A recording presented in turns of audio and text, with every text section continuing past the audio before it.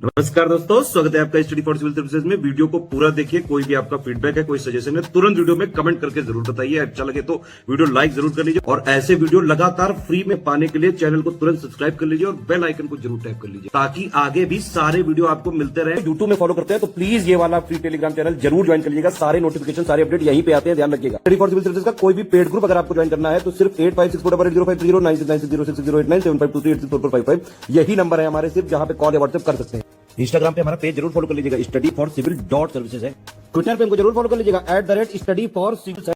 आज के इस वीडियो में हम ये डिस्कस करेंगे कि रीसेंट बजट 2022-23 में गवर्नमेंट ने जो चेंजेस लाए हैं कस्टम ड्यूटीज़ में, वो किस हद तक इफेक्टिव है और ये एमएसएमई सेक्टर को किस तरीके से फ़ायदा पहुंचा सकते हैं, इसकी इंपॉर्टेंस क्या है। तो चलिए आगे बढ़ते हैं और क्वेश्चन के फॉर्म में पूरे टॉपिक को कवर करते हैं। हमारा क्वेश्चन कह रहा है, how significant are the changes in the import duty brought in the union budget 2022-23। केंद्रीय बजट 2022-23 में आयात शुल्क में लाए गए बदलाव कितने महत्वपूर्ण हैं। हम आंसर की शुरुआत करेंगे बताते हुए कि in the recent budget announcement for the year 2022-23 certain changes in custom duties have been brought, जो कि 1 मई 2022 से लागू होंगे, जो सीमा शुल्क में कुछ बदलाव पेश किए गए हैं। इससे कुछ सामानों का, कुछ आयातित उत्पादों की लागत और कीमत बढ़ेगी इंडियन मार्केट में और कुछ की घटेगी। देखिए, मेन सरकार का एम क्या है कि अभी एक one station one product scheme भी लॉन्च की गई है आज अबकी के बजट में ही, और ये वन डिस्ट्रिक्ट वन प्रोडक्ट के तर्ज पर है। तो इससे ये होगा कि उस एरिया में जो छोटे एमएसएमई उद्योग हैं उनको बढ़ावा मिलेगा, वो प्रोडक्ट जो बनाएंगे उनको लोग ज़्यादा खरीदेंगे। देखिए, इंडिया में बहुत सारे एमएसएमई इकाइयाँ हैं जो कि छोटे स्केल पर काम कर रही हैं, क्योंकि उनके पास इतना मशीनरी और टेक्नोलॉजी नहीं है। इस वजह से वो छोटे स्केल पर प्रोडक्शन करती है, साथ ही साथ उनकी लागत भी ज़्यादा होती है। जब लागत ज़्यादा होती है तो जो ये एमएसएमई सेक्टर में जो सामान बनते हैं उनकी मार्केट में कीमत भी ज़्यादा होती है। जब इनकी कीमत ज़्यादा होगी और वही सेम सामान उसी सेम क्वालिटी का बाहर से इंपोर्ट होकर के आएगा इंडिया में, तो ऑब्वियसली लोग बाहर का सामान खरीदेंगे क्योंकि वो कंपैरेटिवली सस्ता पड़ेगा। और इस वजह से एमएसएमई सेक्टर को, जो छोटे उद्योग हैं, इनको नुकसान देखने को मिलता है, इनको इतना प्रोत्साहन नहीं मिलता है। तो सरकार का एम ये है कि इस सेक्टर को प्रोत्साहन दिया जाए, इनको प्रोटेक्ट किया जाए, इनको संरक्षित किया जाए, क्योंकि काफ़ी लेबर इंटेंसिव सेक्टर हैं। अगर इनको बचाया जाएगा, इन सेक्टर्स को इंसेंटिव दिया जाएगा, तो यहाँ पे एम्प्लॉयमेंट जनरेट होगा, तो देश में एम्प्लॉयमेंट भी बढ़ेगा, अनएम्प्लॉयमेंट घटेगा। तो इसलिए इस सेक्टर को सरकार बढ़ावा देना चाह रही है और इसी के लिए सरकार ने ये कदम उठाया है कि जो प्रोडक्ट जिसमें कि ज़्यादा टेक्नोलॉजी की ज़रूरत नहीं है, जो इंडिया में आसानी से बनाए जा सकते हैं, जैसे कि छतरी है और भी बहुत से प्रोडक्ट्स हैं, जैसे ईयरफोन्स हैं, ये सब इंडिया में बनाए जा सकते हैं। कोई बहुत बड़ी स्केल पे इनके लिए टेक्नोलॉजी की ज़रूरत नहीं है, तो ऐसे प्रोडक्ट को देश में बनाया जाए और इंपोर्ट रोका नहीं जाएगा। इंपोर्ट तो होते ही रहेगा, पर इस इंपोर्ट में कस्टम ड्यूटी लगा दी गई है। अब इस कस्टम ड्यूटी से ये होगा कि ये कॉम्पिटिटिव हो जाएंगे मार्केट में, और दोनों प्रोडक्ट्स का मान लीजिए सेम में ही रेट रहा, तब भी लोग फिर वोकल फॉर लोकल के तर्ज पे, और जो आजकल सरकार की कैंपेन चल रही है आत्मनिर्भर भारत की, उससे तो लोग फिर प्रेफर करेंगे अपने देश में बना हुआ सामान लेना ही, अगर सेम रेट पे भी अवेलेबल किया जाता है उस सामान को। अगर वो प्राइस ज़्यादा रहेगा तो हर मिडिल क्लास आदमी सोचता है कि उसे अगर सेम क्वालिटी का सामान कम रेट पे मिल रहा है तो वो इंपोर्टेड सामान ही ले आएगा, तो इससे बढ़ावा मिलेगा। और एमएसएमई सेक्टर को बढ़ावा देने से ओवरऑल इकोनॉमी में काफ़ी ज़्यादा ग्रोथ देखने को मिलेगी। तो इस तरीके से ये सेक्टर भी डेवलप होगा। और आप ये सोचिए, अगर 700 प्लस डिस्ट्रिक्ट्स पूरे इंडिया में है और हर डिस्ट्रिक्ट का एक प्रोडक्ट लेकर के अगर उस डिस्ट्रिक्ट को उस पर्टिकुलर प्रोडक्ट के लिए फेमस कर दिया जाए, तो वहाँ पे कितना अच्छे लेवल पे उद्योग उस प्रोडक्ट का देखने को मिल सकता है। वहाँ एम्प्लॉयमेंट तो बढ़ेगा ही, साथ ही साथ वहाँ के लोगों का लाइफस्टाइल अच्छा होगा, उनकी लाइफ अच्छी होगी, उन्हें बेसिक फैसिलिटीज़ अच्छी प्रोवाइड कराई जा सकती हैं। तो इन सारी फैसिलिटीज़ को प्रोवाइड कराने के लिए, सारे चेंजेस लाने के लिए गवर्नमेंट ने ये स्टेप लिया है। तो अब हम आके देखते हैं कि कौन कौन से प्रोडक्ट्स महंगे होंगे और कौन कौन से सस्ते होंगे। तो सबसे पहला प्रोडक्ट है जो महंगा होगा वो है एडिबल ऑयल्स। आपको पता ही होगा कि पाम ऑयल्स के लिए भी गवर्नमेंट कुछ स्कीम्स चला रही है। तो गवर्नमेंट ये चाहती है इस तरीके के ऑयल्स का प्रोडक्शन इंडिया में ही हो, क्योंकि अगर इस तरीके से जो एग्रीकल्चर सेक्टर को भी फ़ायदा हो देखने को मिलेगा, ऑयल प्रोसेसिंग सेक्टर्स को भी फ़ायदा देखने को मिलेगा। तो इसलिए 30% से सीधा 100% इम्पोर्ट ड्यूटी लगा दी गई है।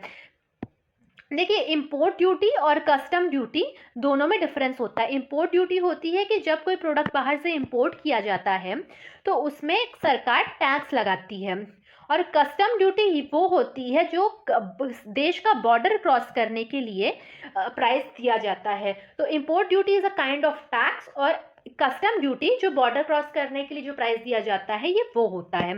तो इंपोर्ट ड्यूटी जो एडिबल ऑयल्स पर है ये 30% से 100% कर दी गई है, और कस्टम ड्यूटी अम्ब्रेलास पर बढ़ा दी गई है 10% से 20%, यानी 10% कस्टम ड्यूटी लगा करती थी अम्ब्रेला पर, अब सीधे उसको डबल कर दिया गया। और अम्ब्रेला के जो पार्ट्स होते हैं उनके लिए भी देखिए, इंडिया में केरला जो है ये अम्ब्रेला मैन्युफैक्चरिंग का हब है। अगर इंडिया में ही अम्ब्रेला बनने लगे और बाहर से इंपोर्ट होने बंद हो गए तो केरला में काफ़ी ज़्यादा डेवलपमेंट देखने को मिल सकता है। काफ़ी जो छोटे सेक्टर पे अम्ब्रेला बनता है उसमें जब डिमांड बढ़ेगी तो प्रोडक्शन बढ़ेगा, तो इससे केरला में बहुत ज़्यादा फ़ायदा देखने को मिल सकता है उन लोगों को जो इस सेक्टर में इन्वॉल्व हैं।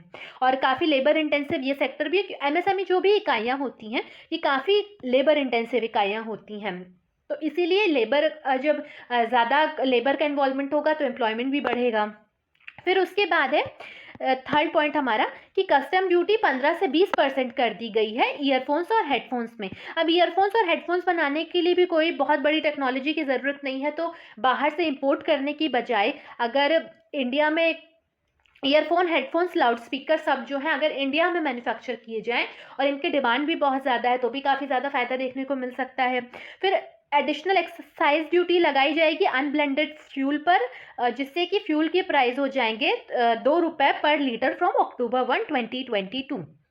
और एक और चीज़ है इसमें मेंशन नहीं है, जो पहले बाहर से मशीनें मंगाई जाती थी बड़ी मशीनरी, तो उन्हें सरकार जो इंपोर्ट की जाती थी मशीनरीज उसमें सरकार इंपोर्ट प्रोजेक्ट इंपोर्ट स्कीम के अंडर उसमें आपको कंसेशन देती थी। तो वो कंसेशन अब 7.5% टैरिफ लगाया जाएगा इन इम्पोर्टेंट हैवी मशीनरीज पे। देखिए, पहले क्या था, इंडिया जब डेवलप होना शुरू हुआ था उस टाइम पे इंडिया में इतना ज़्यादा लेबर भी, इतना ज़्यादा टेक्नोलॉजी नहीं थी कि वो इतने बड़े सेक्टर पे मशीनरीज डेवलप कर पाए, और इंडिया को इंडस्ट्रीज डेवलप करने के लिए मशीनरीज की ज़रूरत थी। तो जो लोग इंडस्ट्री सेटअप करते थे वो बाहर से इंपोर्ट किया करते थे मशीनरी, और सरकार उनको छूट दिया करती थी प्रोजेक्ट इंपोर्ट स्कीम के तहत, कंसेशन दिया करती थी, जिससे कि वो इंडिया में मशीनरीज आए और इंडिया में इंडस्ट्रियलाइजेशन हो। पर क्योंकि अब अपना इंडिया इतना डेवलप हो चुका है कि इंडिया में ही बड़ी बड़ी मशीनरीज मैन्युफैक्चर की जा सकती हैं, तो इसलिए अब इंडिया के लोग इंडिया की ही मैन्युफैक्चर्ड मशीनरीज यूज़ करें, इसलिए सरकार ने अब उन इम्पोर्टेड मशीनरीज पे भी 7.5% का टैरिफ लगा दिया है। अब हम आगे बढ़ेंगे और जानेंगे कि कस्टम ड्यूटी बढ़ने से कौन कौन से प्रोडक्ट सस्ते हुए हैं। पर उससे पहले मैं आपको बताना चाहती हूँ, स्टडी फॉर सिविल सर्विसेज के पेड कोर्सेज स्टार्ट हो चुके हैं यूपीपीएससी प्रीलिम्स और मेंस 2022 के लिए। आप नीचे दिए गए नंबर पे कॉल करके इन पेड ग्रुप्स की जानकारी ले सकते हैं। यहाँ पे आपको 1-to-1 गाइडेंस दिया जाएगा, साथ ही साथ आपको पूरा स्टडी मटेरियल प्रोवाइड किया जाएगा, आपकी क्यूरीज सॉल्व की जाएंगी, आपकी मेंस आंसर राइटिंग प्रैक्टिस कराई जाएगी, आंसर्स को रिव्यू किया जाएगा। अपनी प्रिपरेशन को और स्ट्रॉन्ग करिएगा और नीचे दिए गए नंबर पे कॉल करके आप ग्रुप ज्वाइन करिएगा। तो चलिए अब आगे बढ़ते हैं। तो सबसे पहले है कैशू नट सस्ते होंगे, इनमें इंपोर्ट ड्यूटी 30% से 2.5% कर दी गई। पिस्ता यानी पिस्ताशियोज सस्ते होंगे, 30% से 10% कर दी गई है इंपोर्ट ड्यूटी। फिर डेट्स सस्ते होंगे यानी खजूर सस्ते होंगे, ये 30% से 20% कर दी गई है। तो मार्केट में अवेलेबल प्राइस लोअर प्राइस पर अवेलेबल होंगे, और इन सब की इंपोर्ट इंडिया में होगा। फिर साथ में जो पैकेजिंग होगी, पैकेजिंग के बाद मार्केट में आएंगे तब भी ये सस्ते ही देखने को मिलेंगे।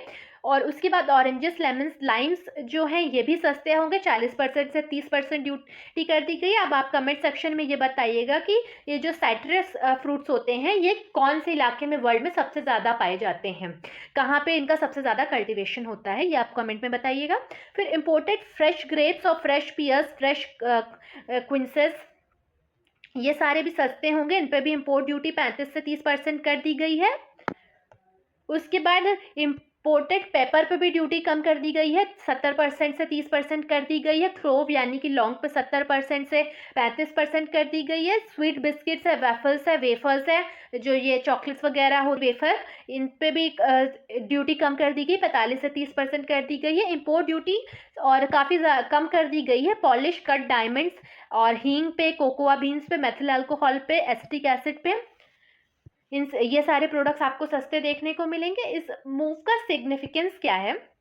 देखिए, rise in import duty for such items such as umbrellas are in line with the increase in import duty on toys last year. It also complements the recently announced one station one product scheme, जैसे कि हमने बात की one station one product scheme जो budget में ही announce हुई है, इसको बढ़ावा देने के लिए सरकार ऐसा कदम उठा रही है। और ये इससे जो लास्ट ईयर सरकार ने इम्पोर्ट ड्यूटी बढ़ाई थी टॉयज़ पे, ये उसके साथ भी सही है, क्योंकि जैसे सरकार चाहती है कि इंडिया में ही टॉयज़ मैन्युफैक्चर हो, इंडिया एक हब बन जाए, उसी तरीके से अब देखिए अम्ब्रेला बनाने में कोई बहुत ज़्यादा टेक्नोलॉजी की ज़रूरत तो है नहीं, बहुत आराम से बनाया जा सकता है। ईयरफोन्स बन सकते हैं, असेंबल भी हो सकते हैं, तो इस सारे सेक्टर्स में बढ़ावा देखने को मिलेगा। It will give a boost to domestic industries, जो देश के छोटे छोटे उद्योग हैं उनको बढ़ावा दिया जाएगा। The production of these products creating employment opportunity, जैसे कि मैंने बताया कि काफ़ी लेबर इंटेंसिव सेक्टर्स हैं ये सारे, तो इनमें एम्प्लॉयमेंट बढ़ेगा। और decreasing import demand resulting in less trade deficit, और ये ट्रेड डेफिसिट भी कम होगा। आप जब ज़्यादा इंपोर्ट करते हैं किसी देश के साथ तो आपका देश का ट्रेड डेफिसिट बढ़ता है, तो ना इंडिया को इंपोर्ट करने की ज़रूरत पड़ेगी ज़्यादा, ना ट्रेड डेफिसिट ज़्यादा बढ़ेगा। और ये चीज़ इसलिए भी है कि जो काफ़ी सारा सामान चाइना से इंडिया में इंपोर्ट किया जाता है, चाइनीज़ इंपोर्ट भी कम होगा। ईयरफोन्स वगैरह, हेडफोन्स वगैरह काफ़ी चाइना से इंपोर्ट होते हैं, तो ये चाइना से इंपोर्ट इनका कम होगा। इंडिया में दो तरीके से फ़ायदा होगा, एक तो ट्रेड डेफिसिट घटेगा और दूसरा है कि आपका देश में एम्प्लॉयमेंट बढ़ेगा। तो इसी के साथ हमने इस टॉपिक को कवर किया। आगे आने वाले लेक्चर्स में हम इकोनॉमी के और भी टॉपिक कवर करते रहेंगे करंट से लिंक करके, तो बने रहिएगा चैनल के साथ। थैंक यू फॉर वॉचिंग, मिलते हैं नेक्स्ट लेक्चर में।